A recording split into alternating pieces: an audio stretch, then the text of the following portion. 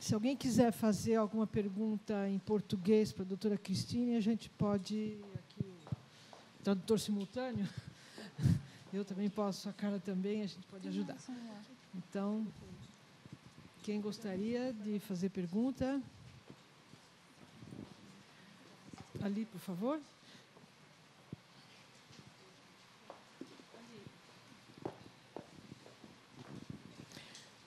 Se você puder ficar de pé, é melhor, que assim as pessoas te veem. Bom dia. A minha pergunta é para a doutora Carla Tadei.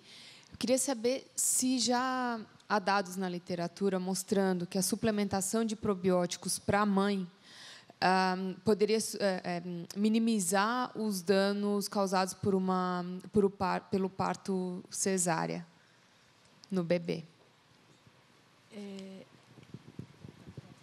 Eu não lembro de ter lido nada sobre isso, mas eu acho que a gente vai ter outras palestras durante o dia que podem falar alguma coisa. Onde mais? Ali tem uma pergunta também. Tem outro microfone? E ali também. Um minutinho ali, ela vai perguntar lá. Oi, bom dia. Por favor, gostaria de saber qual a diferença entre microbioma e microbiota. That's yours. Geralmente, na literatura, você vai ver os termos sendo utilizados de forma intercambiável. Por definição, microbiota é a palavra moderna que nós usaríamos ao invés de flora. A palavra antiquada seria flora. Microbioma, geralmente, se refere à composição de genes, toda aquela capacidade metabólica do sistema, como um bioma, né, que a gente conhece em outros termos ecológicos. Mas, de maneira geral, na literatura, as pessoas usam de maneira intercambiável. Bom dia. A minha pergunta pode ser para os três, mas eu acredito que mais especificamente para os dois primeiros palestrantes. Na verdade, é mais uma opinião de vocês, eu não sei se tem na literatura, complementa a pergunta da colega, em função de uma mudança da dieta da mãe durante a gestação e a amamentação, no impacto do microbioma associado a uma dieta com alimentos mais in natura e menos processados.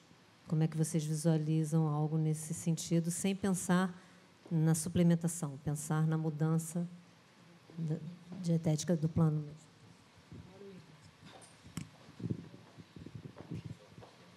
Se a gente vai pensar na mãe, é lógico que uma dieta mais natural, com menos produtos processados, você vai ter uma mudança, como a gente já falou e vocês vão ver durante o dia, a dieta vai mudar, por vezes, transitoriamente, a microbiota. E vai ter um reflexo benéfico na mãe e no bebê por conta da questão imunológica, por conta da questão de modulação. Mas, de novo, eu não lembro de ter visto trabalhos que estudam o impacto no bebê, exclusivamente. Não sei se o Christian pode...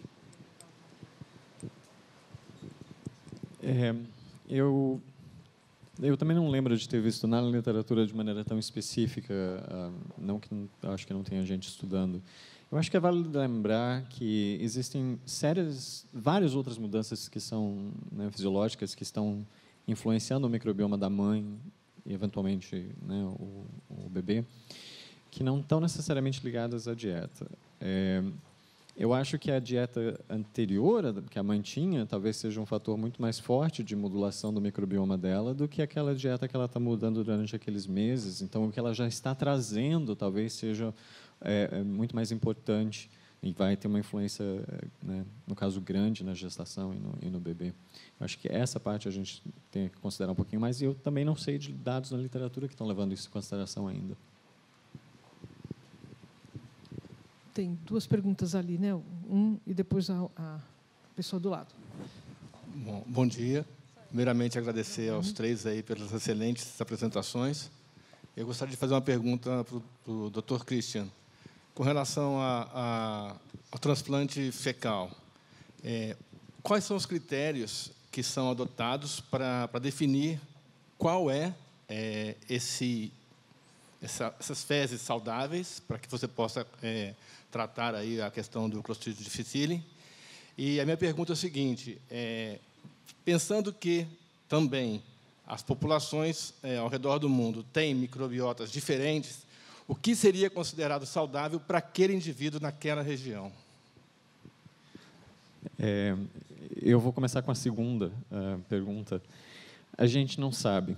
Né? Na verdade, a gente não sabe essa história do que é saudável para uma pessoa aqui no Brasil, que ela é saudável para uma pessoa na África ou em qualquer outro lugar, dependendo da composição do microbioma. O que seria esse microbioma saudável? Se ele vai fazer uma diferença, né, receber esse microbioma diferente de um lado para o outro. Alguns padrões a gente sabe, claro, a gente sabe algumas coisas que também descritas do que deveria estar presente de maneira geral. Quanto à segurança do sistema, o que é feito, geralmente, em centros que têm isso padronizado, eles têm doadores que passam por toda a bateria de exames para os patógenos conhecidos, fazem toda essa triagem, esperam 6 meses para ver se tem seroconversão de alguma coisa, e somente depois dessa triagem inicial é que eles geralmente se tornam um doador, aquela amostra é processada, pré-processada e guardada como um doador padrão. É claro que em algumas situações isso não é possível porque a pessoa não tinha acesso ou o centro de tratamento não tinha esse doador padronizado. Em alguns casos, você pode utilizar, por exemplo, um membro muito próximo da família que já potencialmente expôs, né, o receptor a todos os patógenos que essa pessoa poderia ter. Geralmente é utilizado somente nesses casos quando todas as linhas primárias de tratamento falharam, porque ainda tem um problema de segurança que não está determinado. A gente não sabe tudo que pode estar presente ali ou não, e não sabe os efeitos, né, dessa microbiota teoricamente saudável vai ter naquela pessoa. Afinal, não é a microbiota dela, é a microbiota de uma outra pessoa. Will you accept also a part of my answer also?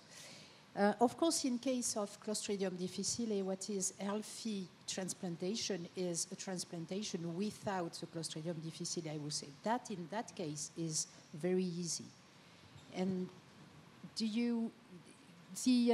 it's a very good question for fecal transplantation, because today it has brought so hope in Clostridium difficile, people who have died, that we have underestimated, and people are not communicating about the secondary effects. But there is alopecia, for example, and some others. So now, from this team who used fecal transplantation, we are gathering more information about what was the secondary effect on the long term. So it's why we think that combining thinking the safety will be more in the hands of people knowing the strains, because we would have looked at presence or not of antibiotic resistance and so on. We characterize the strain better, and it can be a mix. Or it will be fecal transplantation where every strain will be characterized. It's the first part of the answer. The second part, you're totally right, and Christian also. It's not possible to define what is healthy for a given individual. But we can make some bets, and we made it. So the first bet is that it will be poor in pathogens, meaning that these species in the microbiota that are triggering inflammation. So, first. Secondly, it will be high in commensals we know that are providing good metabolites, as short-chain fatty acid, for example. We think that the diversity is key, because it has been shown in the past that higher the diversity is, and less obesity, less cardiovascular disease you have. But what is really the threshold of diversity, we don't know, correct. And fourth thing, we think that the ability to, when it's challenged by an antibiotic, for example, regimen, or by stress, or by whatever, the ability of the microbiota to come back to its previous state is a sign of healthiness. So today, as a group, a researcher group, we try to seek at solution, mixing probiotics, prebiotic, probiotic, that will answer one of these 4 targets.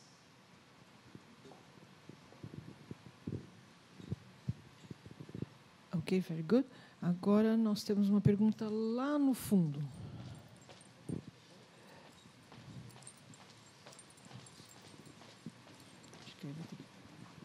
Obrigada. A minha pergunta é para a doutora Carla Tadei.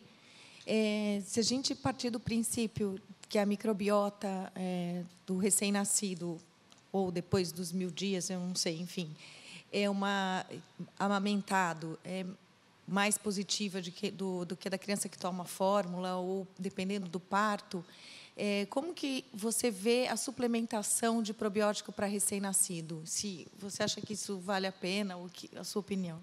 Eu vou deixar essa pergunta para o doutor Rubens mais tarde, logo depois do intervalo.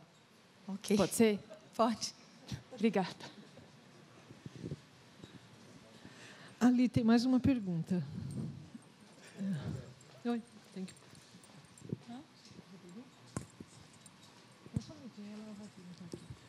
Tem a ver?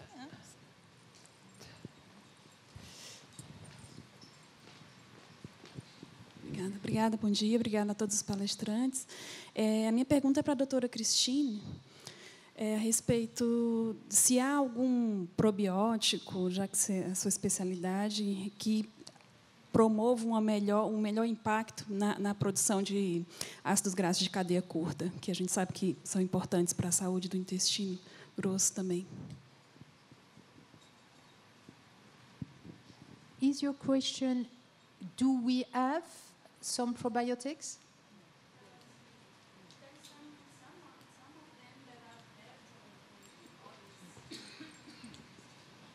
Yes, so the question is about, is there any difference between the strains depending on their ability to trigger short-chain fatty acid? The answer is yes, definitely. So there is some that are triggering more than the others. Now, what we are discovering is that depends also on the microbiota at baseline. As I explained briefly at the beginning, if you have a microbiota without no common source, they don't have any possibility to do short-chain fatty acid, they won't. Because the strains that we provide are not able to produce all the short-chain fatty acid that the microbiota is doing. As, for example, butyrate, the probiotics, the majority of strains, external strains, are not able to go up to butyrate, but they are doing the precursors. So you need to have the microbiota being able to transform that in butyrate. So it depends on the microbiota. Second thing, and I will astonish you, it depends on the sex. Okay? So the female and the male, it's something also that has been extremely underestimated, and we don't know why. We don't know why we underestimated. It's just because we are just looking at it, us and some other teams worldwide. But and we don't explain how it works. But the microbiota of female and male is different. And I invite you every time you set up experiments, whatever the experiments you are doing, to do, and I see that you are nodding, that to use animals from male or female background and look if the results are different, because there is some difference between the things. So, and on top of that, the diet. Because you do short-chain fatty acid if you have some carbohydrate to transform. Okay? So all of these need to be integrated to design the best mix of strains that will help the microbiota depending on the type of microbiota. Does it mean that we go for personalized alimentation in the future? We don't think it will be individual by individual, but maybe group of people by group of people, maybe based on the enterotypes, maybe based on some other factors. Yes, definitely. Bom, pelo adiantado da hora, nós vamos fazer a nossa última pergunta. O professor Franco tem uma questão lá.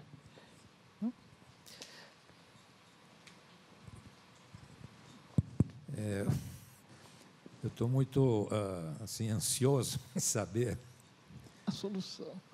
Como é que estão as pesquisas aqui no Brasil. Nós temos grandes diferenças de dieta culturais, norte, sul, leste, oeste. Essas diferenças são suficientes para caracterizar diferentes microbiomas e diferentes microbiomas saudáveis ou não, essa definição, é saber se tem gente trabalhando nisso ou precisamos começar a trabalhar nisso.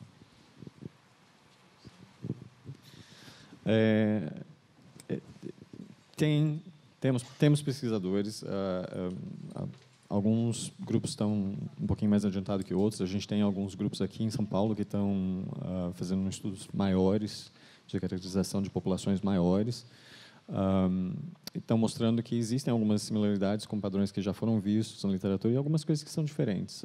Nós mesmos, na USP, caracterizamos um pequeno grupo e já vimos indícios de que todo esse balanço Prevotella bacteroides, por exemplo, parece que está um pouco diferente do que a gente vê na literatura em outras populações. Então, a resposta curta é sim, existem alguns grupos, e não porque eles ainda não abrangem a diversidade que a gente tem num país do tamanho do Brasil, com a diversidade de alimentação que a gente tem, de condições de saúde que a gente tem ao redor do país. Eu acho que esses são pontos de influência forte que a gente ainda não está desconsiderando. Com relação à criança, a gente tem algumas empresas interessadas em estudar um pouquinho além de São Paulo, mas coisas ainda no começo. E eu tenho recebido vários chamados de pessoas fora de São Paulo também. Mas eu acho que o grande centro... Assim, tem um grupo estudando um pouco em Minas Gerais, mas a gente ainda não tem muitos dados, né, que abranjam essa diversidade importante, como ele disse. Bom, para finalizar a sessão, deve ter ficado evidente para todo mundo que é um campo de pesquisa, de trabalho, de investigação riquíssimo. Então, gostaria de parabenizar os idealizadores desse evento, porque foram levantadas questões muito importantes, que ainda algumas ainda vão ser discutidas mais profundamente. Então, agora nós vamos terminar nossa primeira sessão. Gostaria de agradecer a presença de todos. E, pelo adiantado da hora, nós vamos ter o nosso café reduzido um pouquinho no tempo, tá? Então, para poder voltar dentro do horário da segunda parte da manhã. Muito obrigada.